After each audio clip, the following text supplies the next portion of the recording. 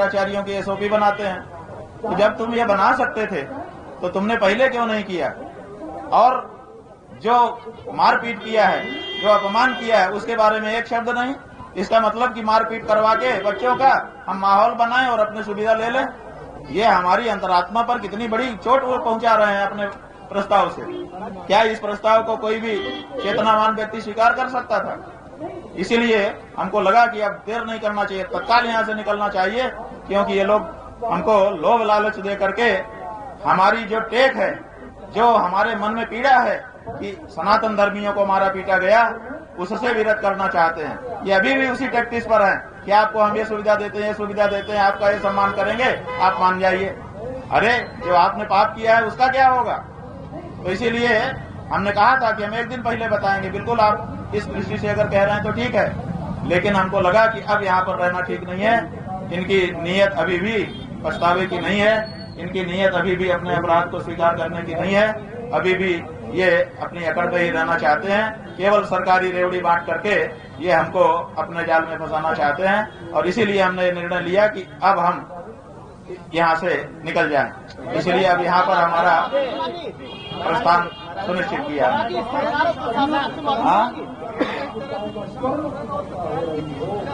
किसकी जीत है किसकी हार है ये तो समय बताएगा बंधु।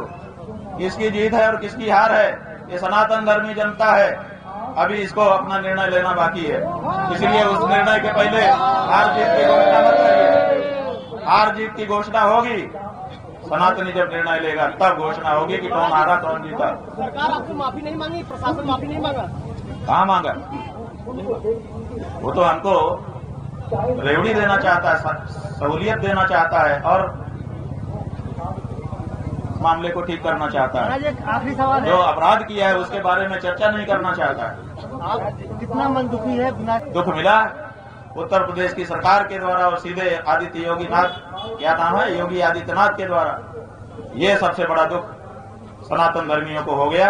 अब इस दुख की भरपाई पता नहीं कौन नेता आएगा और कौन सी पार्टी आएगी वो करेगी, ये तो समय ही बताएगा। हम अपने शब्दों में मिश्री और चीनी नहीं लगा रहे हैं।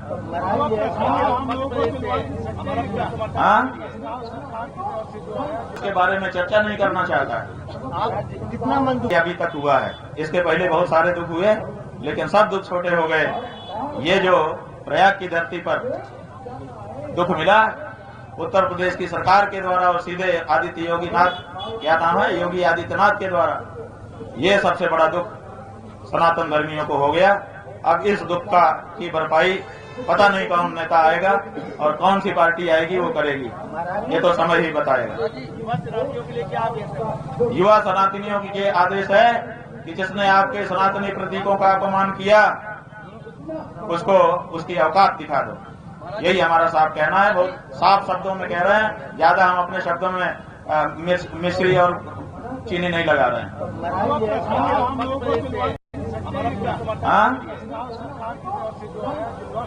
मौखिक प्रस्ताव था, हमने बताया ना। एक और प्रस्ताव आया था जिसमें बहुत सारा ज्ञान का वर्धन था।